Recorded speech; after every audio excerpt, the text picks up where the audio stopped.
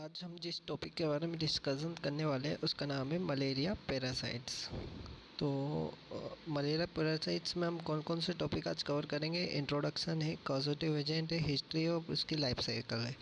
तो पहले हम इंट्रोडक्शन के बारे में पढ़ लेते हैं। मलेरिया पैरासाइट जो होता है एक तरीके से प्रोटोजोआंस हो जाता है। प्रोटोजोआंस जो होता है वो यूनिसेलुलर होता है और स्पोरोजोइट्स की इसकी स्पोर्स फॉर्मेशन करता है, इसलिए स्पोरोजोइट्स करा जाता है। और ये जो स्पेशली रहता है इंट्रासेलुलर रहता है।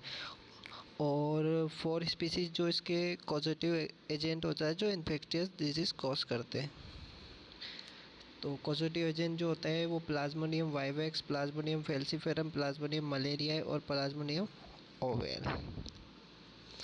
हिस्ट्री जो होती है मलेरिया पैरासाइट की, मलेरिया पैरासाइट जो होता है एंशिएंट टाइम में डिस्कवर किया गया था। तो पहले जो इसका नाम बताया जा रहा था, मलेरिया का नाम था मल मतलब बेट और एरिया का मतलब होता है एयर। तो इसको 18th सेंचुरी में डिस्कवर किया गया था और ये जो डिस्कवर किया गया था ये आरबीसी के अंदर किया गया था 1880 में। किसके द्वारा? अल्फोंस लेवेरियन साइंटिस्ट के द्वारा डिस्कवर किया गया था। नहीं, साइंटिस्ट नहीं था ये, एक्चुअली में ये आरबीसी जो होती है वो मलेरिया पैरासाइट जो होता है आरबीसी के अंदर ही डेवलपमेंट होता है। और जो लाइफ साइकिल की बात करेंगे मलेरिया पैरासाइट की, वो लाइफ साइकिल जो होता है उसमें 2 होस्ट, पॉजिटिव होस्ट जो होस्ट होते हैं वो 2 होस्ट होते हैं।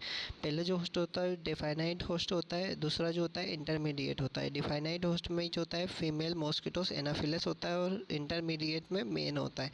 और इसके बाद में जो होती है इसकी स्टेजेस ऑफ लाइफ साइकिल्स कितनी स्टेज में चलती है? एसेक्सुअल स्पोर सेक्सुअल फेज में चलती है। एसेक्सुअल फेज में जो इसकी लाइफ साइकिल चल रही है जो होता है ह्यूमन बीइंग के अंदर पाई जाती है। और सेक्सुअल फेज में जो पड़ती है वो मॉस्किटोस के अंदर पाई जाती है। फीमेल एनाफिलिस नाम का मॉस्किटोस के अंदर पाई जाती है। और मलेरिया की लाइफ साइकिल्स में सबसे पहले जो इन्फेक्टिव स्टेज है मेन के लिए वो होती है स्पोरोजोइट्स। और जो होता है ये जो स्टेज होती है स्पोरोजोइट्स ये एसेक्सुअल स्टेजेस होती है। इसमें एसेक्सुअल स्पोर्स पाए जाते हैं। और सबसे पहले लाइफ साइकिल्स के बारे में हम डिस्कशन करेंगे।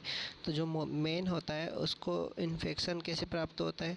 इन्फेक्शन होगा सबसे पहले क्या होता है कि मॉस्किटोज जो फीमेल एनाफिलिस होता है वो सबसे पहले बाइट करेगी मेल के ब्लड मील के द्वारा, ये इन्फेक्शियस दे देगी। और वो जो होता है स्पोरोजोइट्स जो होता है वो सर्कुलेशन के अंदर इंटर हो जाता है और जनरली लीवर तक पहुंच जाते हैं।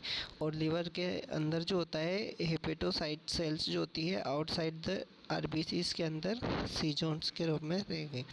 तो अब उसके बाद में क्या होता है कि जैसे आरबीसी के अंदर आया है, आरबीसी में मेरोजोइट्स में रहेंगे, फिर मेरोजोइट्स देन ट्रोफोजोइट्स में कन्वर्ट होंगे। ट्रोफोजोइट्स में अर्ली और लेट ट्रोफोजोइट 2 स्टेज होती है इसकी। फिर मैच्योर होंगे, मैच्योर के रूप में सीजोन्ट हो जाते हैं। उसके बाद में क्या होता है कि सेल्स जो आरबीसी होती है वो ब्रस्ट रप्चर हो जाती है। उसके बाद में मेरोजोइट्स का फॉर्मेशन हो जाता है। तो जो मेरोजोइट्स का फॉर्मेशन होता है, जो मेरोजोइट्स का फॉर्मेशन होता है उसके बाद में क्या होता है मैक्रो और माइक्रो गैमेट्स हो जाते हैं। तो मैक्रो और माइक्रो गैमेट्स जो होता है ये फिर क्या करती है कि ड्यूरिंग द ब्लड मील जो करते हैं ये मॉस्किटोस के अंदर चले जाता है, फीमेल एनाफिलिस के अंदर चले जाता है। उसके बाद में 2 गैमेट जो होता है वो फर्टिलाइजेशन करते हैं। फर्टिलाइजेशन करके मैक्रो और माइक्रो गैमेट जो होता है फर्टिलाइजेशन करते हैं। फर्टिलाइजेशन के बाद में 2 ookinete का फॉर्मेशन करते हैं। और ookinete जो होता है जनरली एपिथेलियल सेल्स के लाइनिंग में पेनिट्रेट करते थे स्टोमच वाल के अंदर, तो उस सिस्ट का फॉर्मेशन करती। उस सिस्ट का फॉर्मेशन करने के बाद में मैच्योर हो जाती है वो सिस्ट। फिर मैच्योर होने के बाद में जो एपिथेलियल था उसको रप्चर करके निकल जाती है और स्पोरोजोइट्स स्पोर्स के रूप में आ जाती है। ड्यूरिंग द इन्फेक्शन कैसे हो जाती है? फिर वही ब्लड मिल के द्वारा इन्फेक्शन कॉज कर देती है और यही लाइफ साइकिल वापस से चलती रहती है।